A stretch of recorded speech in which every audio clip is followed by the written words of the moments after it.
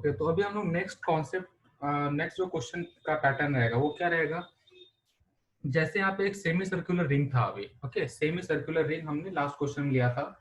तो मान के चलो, जरूरी नहीं कि हमेशा क्वेश्चन में सेमी सर्कुलर रिंग पूछे। जेई में, नीट में ज्यादातर इस टाइप के क्वेश्चन पूछे जाते हैं। तो हो सकता है रैंडमली कुछ भी आ सकता है। वो थीटा, जैसे यहाँ पे सेमी सर्कुलर रिंग है, तो यहाँ पे थीटा का वैल्यू कितना है 180। अगर ये 1/4 ऑफ द सर्कल अगर लिया तो यहाँ पे 90 डिग्री। पूरा सर्कल कितना 360 डिग्री। 360। ओके, मान के चलो 360, 90, 180 भी छोड़ो। कहीं अगर आपको यहाँ पे 45 डिग्री का एक एंगल पे, ये 45 डिग्री का एक, ये क्या है, एक आर्क है, इसके वजह से यहाँ पे कितना इलेक्ट्रिक फील्ड होगा ये पूछ दिया। तो हर टाइप के क्वेश्चन आपको करते आना चाहिए। तो उसके लिए मैं क्या करता हूँ, जैसे हमने पिछले वाला क्वेश्चन देखा उसके जैसा ही अभी एक रैंडम कोई एक आर्क ले लेते हैं। उस रैंडम आर्क के लिए जितना भी आंसर आए, हम लोग क्या करेंगे, रैंडम आर्क की वजह से जो भी कुछ आंसर आएगा उसको डायरेक्टली हम क्या करेंगे कि दूसरे क्वेश्चंस का जो वैल्यू होगा वो लेकर के हम लोग उसको सॉल्व करेंगे। जैसे ओके, सबसे पहली बात देखो, ये दिखने में लग रहा है सेमी सर्कुलर रिंग, लेकिन मान के चलो सेमी सर्कुलर रिंग नहीं है। ओके, अब सेमी सर्कुलर रिंग थोड़ा सा कम दिख रहा है। ये कोई एक रैंडमली कोई क्या है, एक आर्क है। इस आर्क का ये जो एंगल है, ये एंगल कितना है, अल्फा दिया है हमारे पास, ठीक है। इस आर्क का जो एंगल है वो कितना दिया है, अल्फा दिया है। और एक क्यू चार्ज है जो कि प्रॉपरली यहाँ पे डिस्ट्रीब्यूटेड है, प्लस क्यू चार्ज, ठीक है, plus Q plus plus plus plus plus plus. Okay, ये चार्ज डिस्ट्रीब्यूटेड है। तो ये रैंडमली कोई भी अगर सर्कुलर आर्क है, उसके वजह से ये जो पॉइंट ओ है उस पर कितना इलेक्ट्रिक फील्ड जनरेट होगा वो हमें देखना है। और इसका रेडियस हमें आर दिया है, ठीक है। तो अगर ये क्वेश्चन सबको समझ में आ जाता है, देन सर्कुलर रिंग से रिलेटेड हर एक क्वेश्चन आपको डेफिनेटली समझ में आएगा, ठीक है। तो पिछले वाला जो क्वेश्चन था, इसका जो फाइनल आंसर मिलेगा ना, उसके आंसर से मैं पिछले वाला क्वेश्चन एक स्टेप में सॉल्व करके बता दूंगा। तो पिछले वाले क्वेश्चन को हमें ऑलमोस्ट 5 से 7 मिनट लगे थे सॉल्व करने के लिए।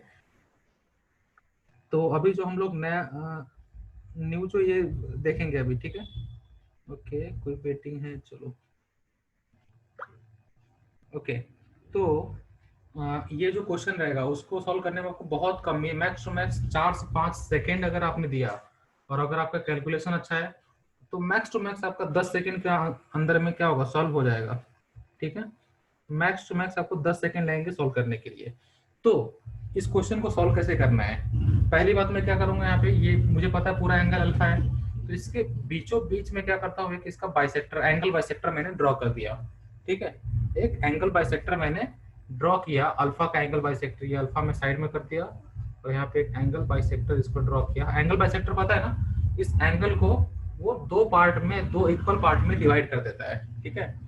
तो एंगल बाइसेक्टर ड्रॉ करने के बाद मैं यहाँ पे एक थीटा एंगल एक ले लेता हूँ, ठीक है। ये जो एंगल बाइसेक्टर, यहाँ से मैंने थीटा एंगल ले लिया।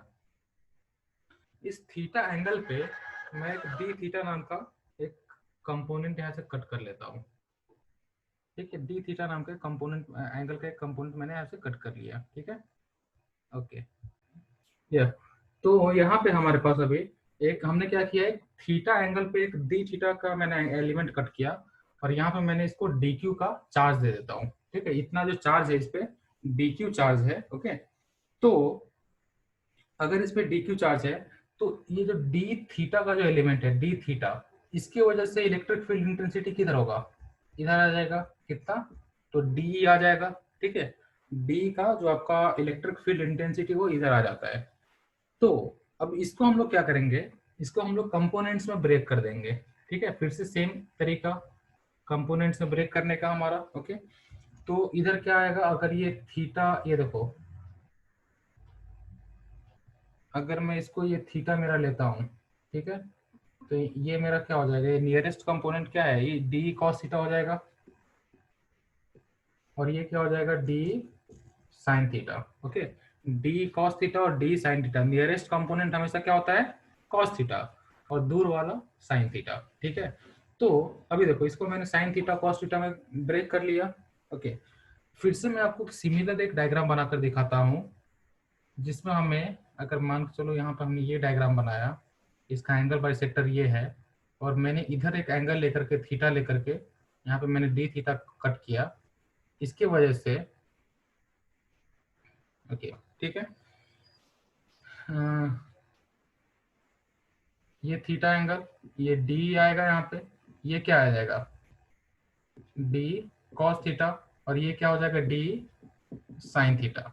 अब देखो दोनों डायग्राम को, दोनों फिगर को आप क्या करो, थोड़ा सा कंपेयर करके देखो। इसके ये अगर 50% मैंने इन दोनों को ब्रेक कर दिया है, अगर इधर वाला पोर्शन लेता हूँ तो डी कॉस थीटा किधर आ रहा है, इधर डी साइन थीटा इधर आ रहा है। अगर लेफ्ट, अब हम इस साइड का कंपोनेंट लाओ तो डी साइन थीटा किधर आ रहा है, उधर जा रहा है। तो ये दोनों क्या है, एक दूसरे को कैंसिल करेगा, ठीक है। ये दोनों क्या कर रहा है, एक दूसरे को यहाँ से कट करके निकाल रहा है साइड में, ठीक है। ओके, तो डी साइन थीटा एक दूसरे को रिपल करके कैंसिल कर देगा। हमें अगर ई नेट फाइंड करना है, तो हमें ई नेट अगर फाइंड करना है तो हमें क्या करना पड़ेगा, वन ओके, कौन वेटिंग में है अभी, ओके हाँ, तो ई नेट फाइंड करना है तो हमें किसके वजह से मिलेगा, डी कॉस थीटा की वजह से ही ई नेट मिलने वाला है बस। ओके, तो अगर बस उसी की वजह से ई नेट मिलेगा तो हम लोग क्या कर सकते हैं, तो हम लोग यहाँ पे easily integral D cos theta लिख देंगे, ठीक है। अब डी का वैल्यू तो आपको पता है, डी का वैल्यू क्या होता है, K D Q upon are square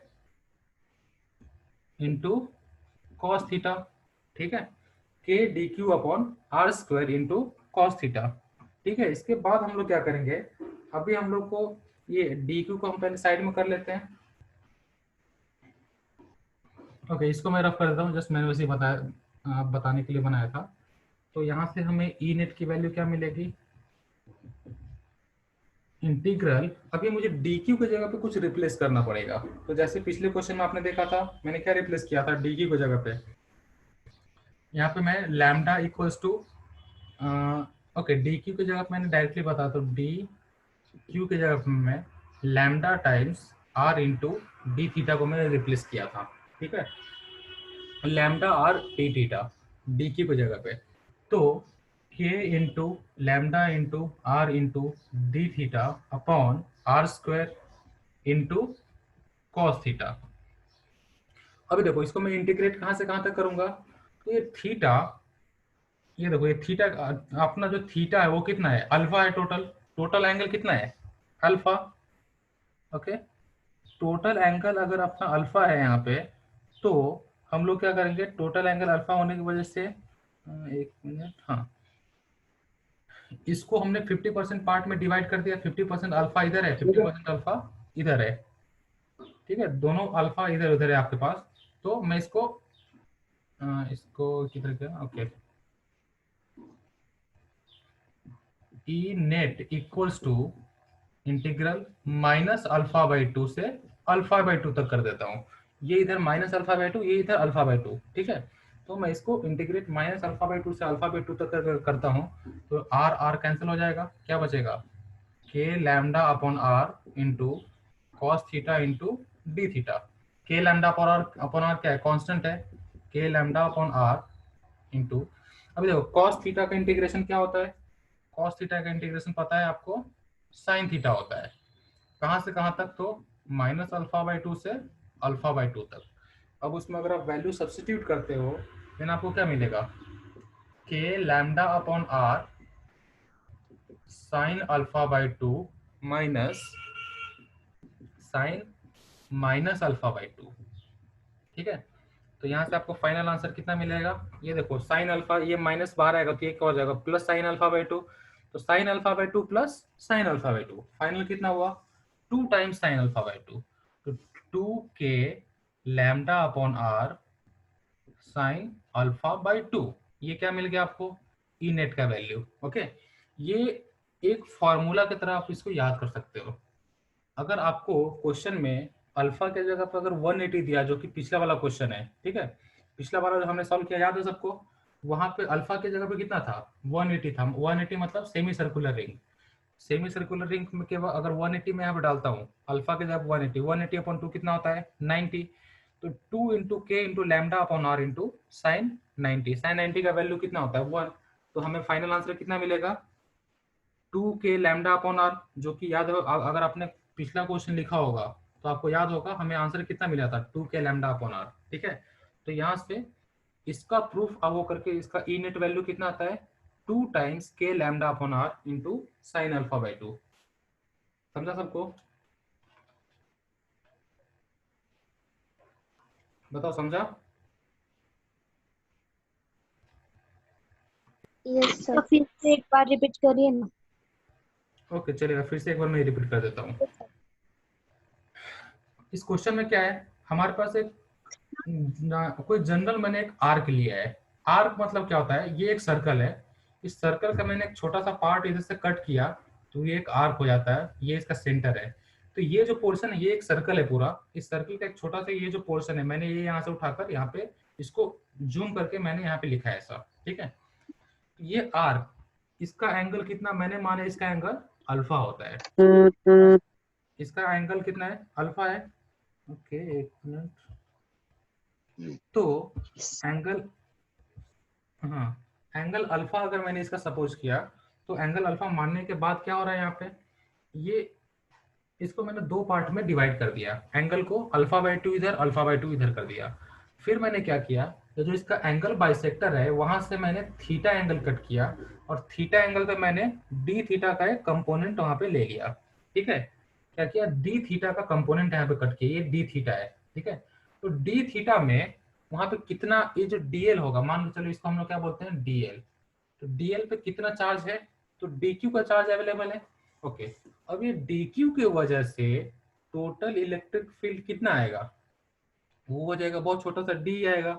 okay, DQ की वजह से कितना आएगा डी, और डी का वैल्यू क्या होता है equals to K D Q upon are square. ठीक है, डी का वैल्यू क्या होता है K D Q upon are square, जो कि मैंने पहले से लिखा है यहाँ पे डी का value into D cos theta. मैंने क्यों किया, क्योंकि मैंने आपको एक डायग्राम बना करके बताया था कि डी साइन थीटा क्या हो रहा है, कैंसिल हो जा रहा है, बचता क्या है डी कॉस थीटा। तो मुझे नेट इलेक्ट्रिक फील्ड बस डी कॉस थीटा की वजह से मिल रहा है। ठीक है, तो ई नेट की वैल्यू क्या हो गई, इंटीग्रल डी कॉस थीटा। ठीक है, अब इसको इंटीग्रेट करेंगे उससे पहले हमें डी क्यू के जगह पे कुछ सब्स्टिट्यूट करना पड़ेगा। किसके टर्म में, तो थीटा के टर्म में होनी चाहिए। तो मैंने डी क्यू की जगह पे क्या डाला, lambda R D theta, r से आर कैंसिल हो गया, तो k lambda upon are into cos theta into D theta आ गया। ठीक है, के लैम्डा बार k lambda by r upon into cos theta into D theta. के लैम्डा बाई आर क्या है, कांस्टेंट है, बाहर निकालो। कॉस थीटा का integration sine theta, sine theta limit कहाँ से कहाँ तक है, माइनस पाई बाई 2 से पाई बाई 2 तक। क्यों, क्योंकि ये देखो ये 50% मैंने इसको कट किया, आधा इधर आधा इधर, तो माइनस पाई बाई 2। ये देखो ये लोअर लिमिट क्या है minus pi by 2, upper limit pi by 2। अगर इसको सब्स्टिट्यूट करता हूँ तो पहले upper limit minus lower limit होता है, तो sine pi by 2 minus sine minus pi by 2। अब ये देखो माइनस बाहर निकलेगा तो क्या होगा, इसको प्लस कर देगा, तो sine pi by alpha by 2 minus, ये माइनस नहीं प्लस हो जाएगा, sign alpha by 2 plus sine alpha by 2। तो फाइनल क्या होगा 2 साइन अल्फा बाई 2। तो 2 into K lambda upon are into sine alpha by 2 हो गया। समझा? Yes sir. ओके, ये एक छोटा सा अपना इसका प्रूफ था। अब अगर आपको ये समझ में आ गया तो आप रिंग से रिलेटेड कैसा भी क्वेश्चन आने दो, ये क्वेश्चन जनरली मेन सीईटी में तो नहीं पूछते हैं, ये जेई में और नीट में भी, हाँ नीट में अगर अच्छे क्वेश्चन बनते हैं इस टाइप से, तो ये सारे क्वेश्चन आपको वहां से पूछे जा सकते हैं। तो ये एक छोटा सा कॉन्सेप्ट है, इससे रिलेटेड आप क्या कर सकते हो, तो इसमें लैम्डा का वैल्यू, लैम्डा तो ओके, लैम्डा का वैल्यू कहाँ से आप सब्स्टिट्यूट करोगे, तो लैम्डा इक्वल्स टू क्या होता है क्यू अपॉन ये इसका जो लेंथ है, जो भी कुछ इसका लेंथ दिया हो, ठीक है वो लेंथ। लैम्डा मतलब क्या होता है, लैम्डा का वैल्यू मतलब ये होता है charge upon length, charge per unit length, जो कि आपने एक लेक्चर में देखा होगा वीडियो लेक्चर में।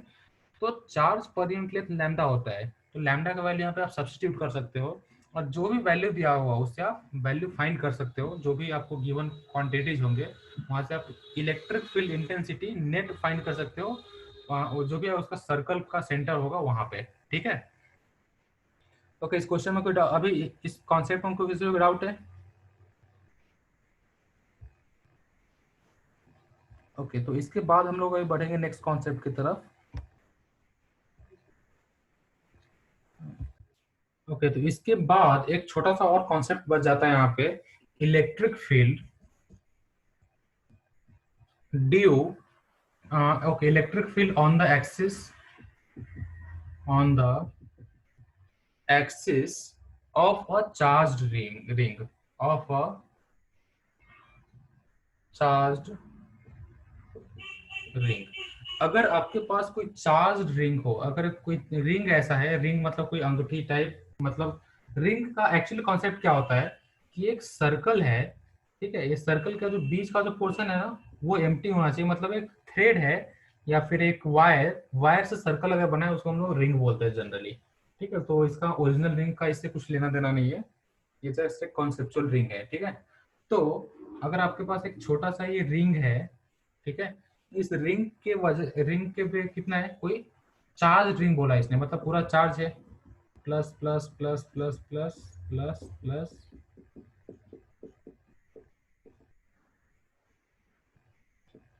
ओके, ऐसा मैंने क्या किया, इस रिंग को मैंने चार्ज कर दिया। अभी on the axis of the ring, ये रिंग का सर्कल है और यहाँ से बाहर निकलेगा तो ये क्या है, इसका एक्सिस है। तो इस एक्सिस पे मान के चलो मैं अगर ये एक्स डिस्टेंस पे, इस एक्सिस पे इसका चार्ज कितना होगा वो हमें कैलकुलेट करना है, मतलब सॉरी चार्ज नहीं, इसका इलेक्ट्रिक फील्ड कितना होगा वो कैलकुलेट करना है, ठीक है।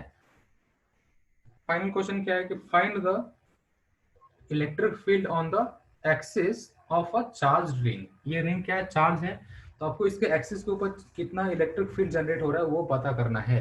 तो मान के चलो मैंने यहाँ से एक छोटा सा पोर्शन यहाँ से कट किया, ठीक है, इस रिंग का छोटा सा पोर्शन कट किया।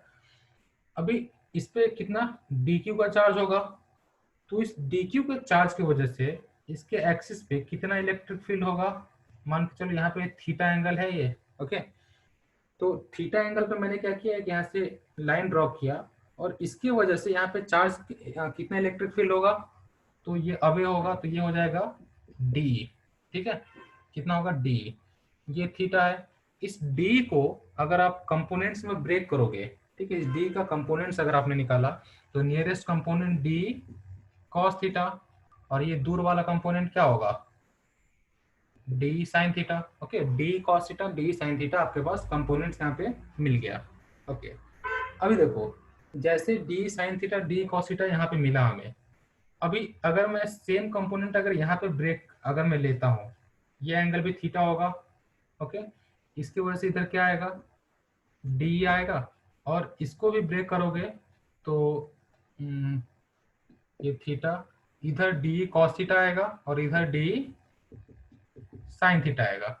आप देख सकते हो डी साइन थीटा दोनों क्या है, अपोजिट डायरेक्शन में है, तो इसका जो डी साइन थीटा कंपोनेंट होगा वो ये ब्रेक करेगा, मतलब ये इसको कैंसिल करेगा, और इसका जो होगा मतलब ऐसे पूरा जो रिंग है उसमें ऐसे ही होने वाला है, साइन थीटा को जो कंपोनेंट है एक दूसरे को कैंसिल करते बैठेगा, पूरा दिन वो एक दूसरे को कैंसिल करते रहेंगे, ठीक है। तो हमें किससे लेना देना है, हमें अपना जो कॉस थीटा वाला जो कंपोनेंट है हमें उससे पूरा काम रहेगा, ठीक है, पूरा काम हमारा किससे रहेगा, कॉस थीटा का कंपोनेंट। तो ये dq के वजह से, ये जो dq है उसके वजह से आपका टोटल इलेक्ट्रिक फील्ड कितना, ओके चलो ठीक है, इस dq की वजह से इलेक्ट्रिक फील्ड कितना आएगा, b equals to k dq upon r square, okay. ये अगर मैंने टोटल लेंथ अगर इसका ये अगर r ले लिया, ये जो अगर इसका लेंथ मैंने r ले लिया, तो यहाँ से लेकर के यहाँ तक का जो डिस्टेंस अगर r है, तो इसके वजह से dq की वजह से इलेक्ट्रिक फील्ड कितना होगा, k dq upon r square, और इसको मैं x ले लेता हूँ, ये जो सेंटर से यहाँ तक का जो डिस्टेंस है वो x हो गया आपका, और एक थीटा तो मैंने एंगल थीटा ले लिया है, ओके। चलो ठीक है, अभी आपने पहले आप लोग ये सब पूरा एक बार नोट कर लो, तो d इक्वल्स टू क्या मिल गया, k dq upon r square, ये बेसिक फॉर्मूला है, ये सबको पता होगा, सबने आपने बहुत बार इसको यूज किया होगा, d equals to k dq upon r square, ठीक है। तो इलेक्ट्रिक फील्ड का वैल्यू हमें यहाँ से dq की वजह से मिल गया, लेकिन हमें क्या फाइंड करना है, हमें नेट इलेक्ट्रिक फील्ड फाइंड करना है, ठीक है। तो नेट किसके वजह से आएगा, तो डी कॉस थीटा को अगर हम इंटीग्रेट करेंगे तो हमें नेट इलेक्ट्रिक फील्ड मिल जाएगा, चलेगा। ओके, तो इस बार हम जो ओके पहली बात ये हो गया, डी के जगह पे इसका वैल्यू डालो K D Q upon are square into cos theta, ठीक है, K D Q upon are square into cos theta. चलो इसके बाद हमें क्या करना है, अभी डी क्यू को हम क्या करेंगे, डी क्यू को हम लोग चेंज नहीं करेंगे, ठीक है। जो डी क्यू है आपका, इसको हम लोग मतलब पहले तो कैसे क्या हम lambda into R into D theta डालते थे, इस बार हम lambda into R into D theta नहीं डालेंगे, इस बार हम उसको डायरेक्टली इंटीग्रेट कर देंगे, ठीक है। ये चार्ज कितना होगा, जीरो से लेकर के क्यू तक जाएगा, तो हमें यहाँ से ई नेट का वैल्यू कितना मिल गया, k q upon are square into cos theta, okay, k q upon are square into cos theta. Okay, समझे क्वेश्चन, इसका फाइनल आंसर इतना आएगा। अब ये थीटा जितना वेरी करेगा उस अकॉर्डिंग आप यहाँ से आंसर उसका चेक कर सकते हो। थीटा वेरी कैसे करेगा, पहली बात तो अब ये जो भी थीटा है वो वेरी कैसे करेगा, मान के चलो ये थीटा वेरी करने से पहले ये अगर एक्स है, ये एक्स अगर यहाँ पे होता, एक्स अगर सेंटर पे होता, ठीक है, तो x इक्वल्स टू अगर जीरो होता, x अगर जीरो होता, ठीक है, तो यहाँ से x जैसे ही जीरो हुआ तो ये जो आप ओके, तो यहाँ पे ई नेट का वैल्यू क्या हो जाएगा, E net equal to zero हो जाएगा, क्यों, क्योंकि x जीरो होगा और ये जो ये देखो यहाँ पे है, अब ये सर्कल है, मतलब एक सर्कल के सेंटर पे अगर आप इलेक्ट्रिक फील्ड इंटेंसिटी फाइंड करना चाहते हो तो इसके वजह से इस पॉइंट की वजह से इधर होगा, इस पॉइंट की वजह से इधर होगा, तो सब एक दूसरे को क्या करेंगे, कैंसिल कर देंगे, और net electric field intensity at circle पे एट सेंटर कितना आएगा, net electric field intensity zero आने वाला है, ठीक है। समझा आपको ये, अगर सर्कल सर्कल के सेंटर पे कितना होगा, हेलो, यस चलेगा, तो ये लिख लो पहले, उसके बाद आज का जो लेक्चर हम यहीं पे कंक्लूड कर लेंगे, ठीक है। Okay sir.